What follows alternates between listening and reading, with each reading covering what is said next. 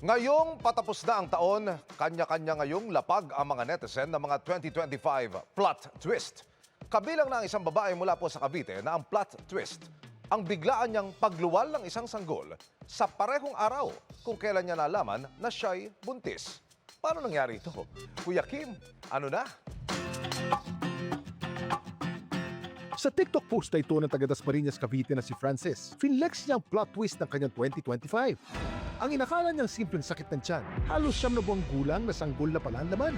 Little did I know that I was already 38 weeks pregnant and about to meet my beautiful baby girl. Gutom na siya. Opo, buntis si Francis at kabuwanan na niya nang hindi niya nalalaman. Nagsimula raw ang lahat ng ito noong March 5 nang biglang sumakit ang tiyan ni Francis. Akala ko ulcer kasi dati nagka-ulcer na ako. Tapos hindi ko na kaya. Nagpasugod na ako sa ER. Pina-pregnancy test by blood. Tapos nag-positive siya. Nagulat talaga ako. Nagulat yung mga doktor din. Wala naman po akong napansin na signs noon. Hindi rin po ako nagsuka noon. Wala rin po akong cravings. Tapos yung tiyan ko noon parang bloated lang. Ang ikinagulat pa ni Francis, nung araw na nalaman niya nagdadalang tao siya, ang siya rin mismong araw kung kailan dapat niyang iluwal ang kanyang sanggol. Sabi nung doktor doon, manganganak na daw ako nung araw na yun. Yung sa isip ko talaga, safe ba yung baby? Kumusta kaya ang lagay ng anak ni Francis?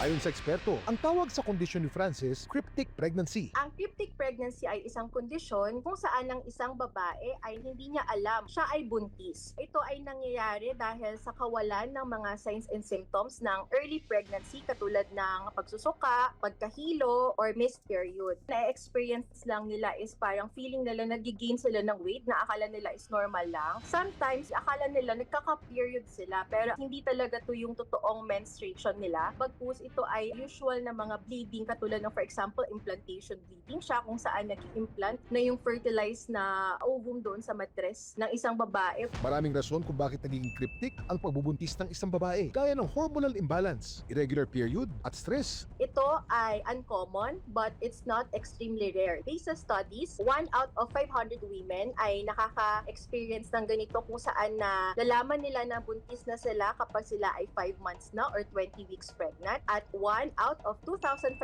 women nalalaman nila na buntis na sila during the late trimester or during delivery na. Hindi man rare, maaari pa rin ito magdulot ng komplikasyon sa sanggol. Nandyan yung kakulangan sa timbang ni baby, dulot ng hindi pag-inom ng mga prenatal vitamins and supplements. Nagkakaroon ng preterm labor, so lalabas yung baby, kulang pa sa buwan, pwede siyang magkaroon ng infection. Ang pinagpapasalamat na lang ni Francis, biglaan man ang kanyang delivery, ligtas niyang nailuwan ng isang healthy baby girl na pinangalanan niyang Saraya. Okay naman po siya, normal naman daw. Bigla ang bili po talaga ng mga gamit niya habang nasa hospital kami. Biglaan man ang pagdating ng tinuturing niyang blessing. Sasalubungin ni Francis ang bagong taon na puno ng pagmamahal at pasasalamat. Nakangiti siya, oh. Ito po si Kuya Kim at sagot ko kayo 24 oras.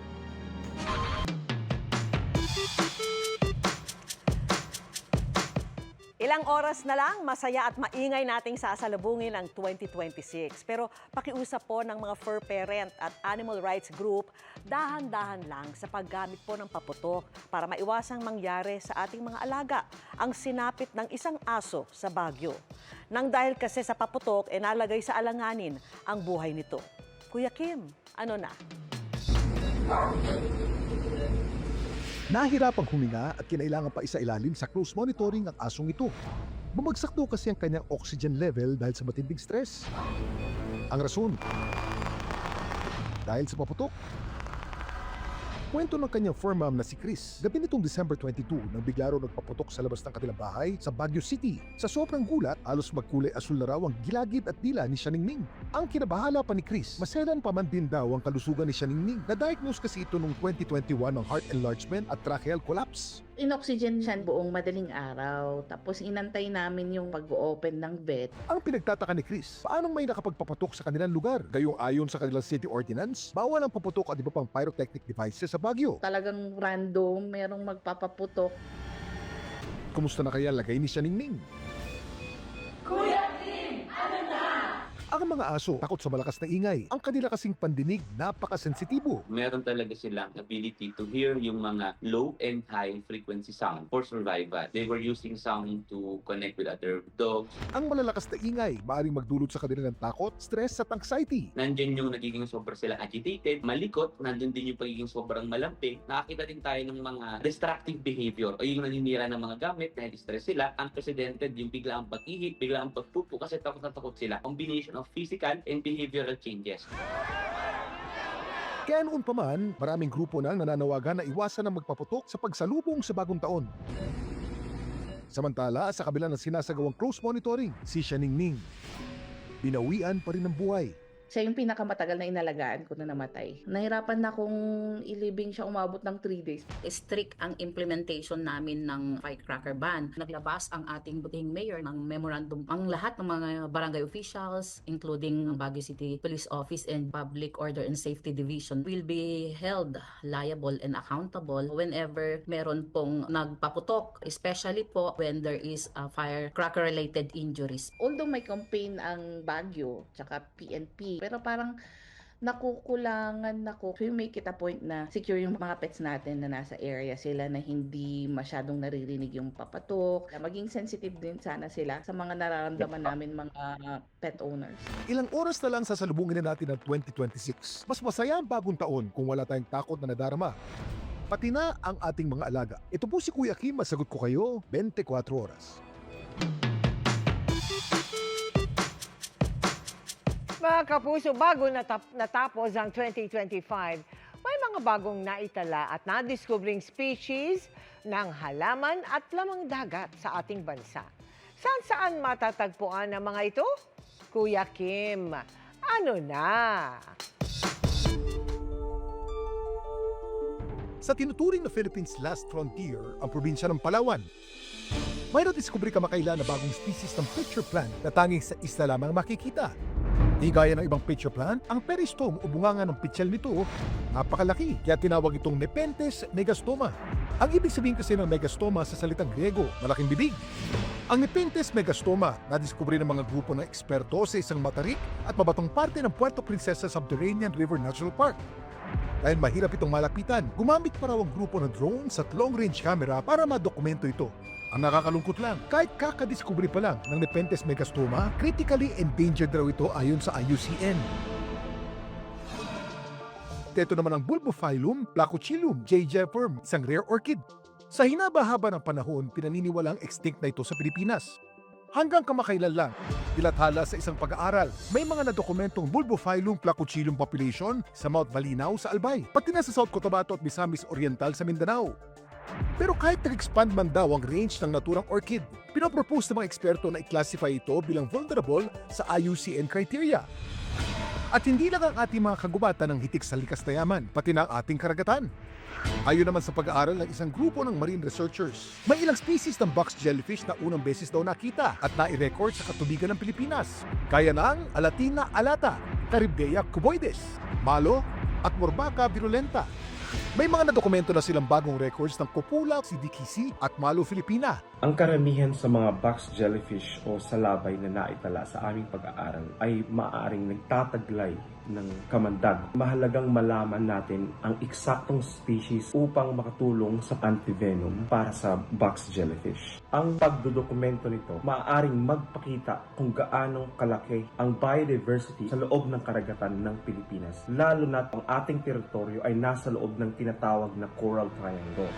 Kaya gandang bungad sa bagong taon ng mga balita tungkol sa napakayaman nating kalikasan. Paalala na mahalagang ito'y ating maalagaan para masilayan pa natin ang iba pang mga hindi pa natutukos ang yaman sa mga taong darating. Ito po si Kuya Kim at sagot ko kayo 24 oras.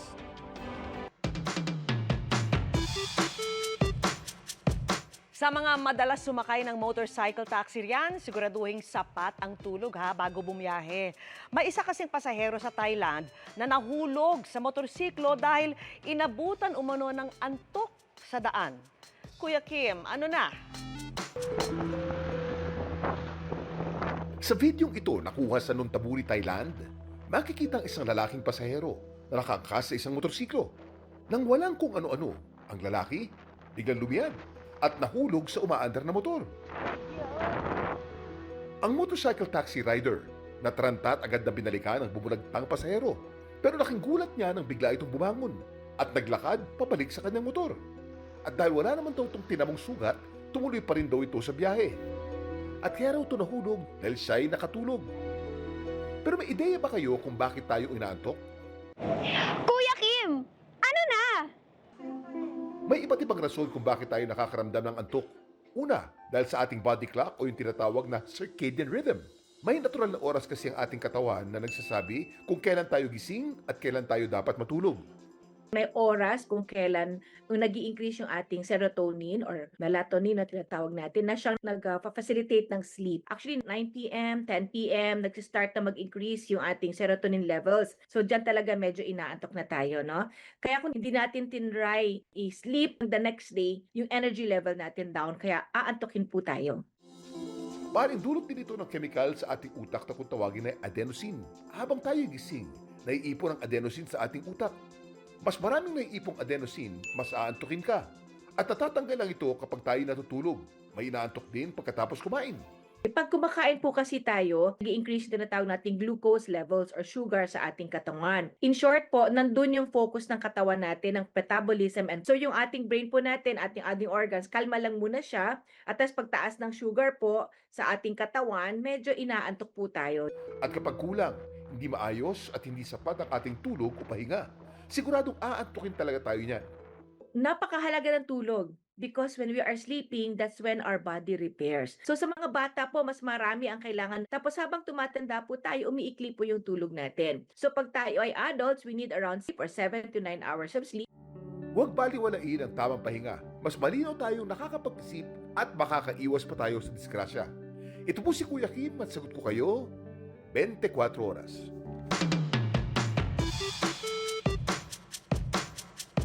Anong pinuputok ng butchi mo? Katagang madalas nating itanong sa isang taong galit. Pero ang nilutong butchi ng ating kababayang nasa Indonesia tila sumabay sa New Year at literal na pumuputok.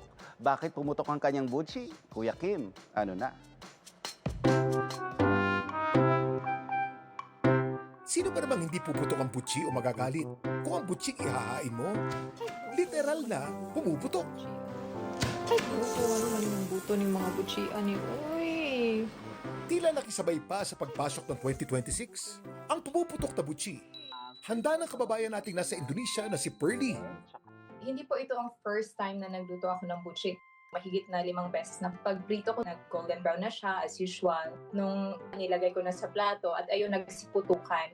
Nasobrahan yun siya sa kainit. Naka-video po ang entire process pero hindi ko po in-upload kasi epic feel. Pinutol ko yung video doon lang sa banda na pumutok yung mga butchi at in-upload. Hindi ko akalain na sa lahat ng videos na in-upload ko, yun pa ang magba-viral. Si Pearl, may pinuputok nga bang butchi ngayon 2026? Wala naman po. Ang butchi isang patok na meriendang Pinoy na hango sa Chinese delicacy na jiandui. Gawa ito sa malagkit na glutinous rice flour na pinirito sa kabinudburan ng sesame seeds. Meron ditong filling na lotus seed paste, black bean o red bean paste, at mung bean paste. Pero sa maglipas ng panahon, nagkaroon na ng iba't ibang bersyon. Sumisimbolo ito ng good luck at prosperity sa Chinese culture dahil sa bilog nitong hugis. Kaya madalas itong hinahanda tuwing Lunar New Year at iba pang okasyon. Bakit naman kaya literal na pumutok ang butchi na handa ni Pearly? Yung glutinous rice flour, kaya niya kasi mag-absorb ng water. Tapos lalagyan ng palaman, dadagdag pa yon. Yung kanyang pinaka-dough, mataas yung moisture content niyan. Pag tumaas yung heat doon, i-convert niya yung moisture o yung small amount of water na yun into steam. Maghahanap sila ng way to escape. Ang mangyayari, mag-expand yung butchi. Yung usual reaction ay pwedeng mag-burst. Ngayong bagong taon, naway mawala na ang mga pinuputok ng ating butchi at ang ating kapalaran maging singlagkit at tamis ng butchi. Ito po si Kuya Kim, masagot ko kayo, 24 oras.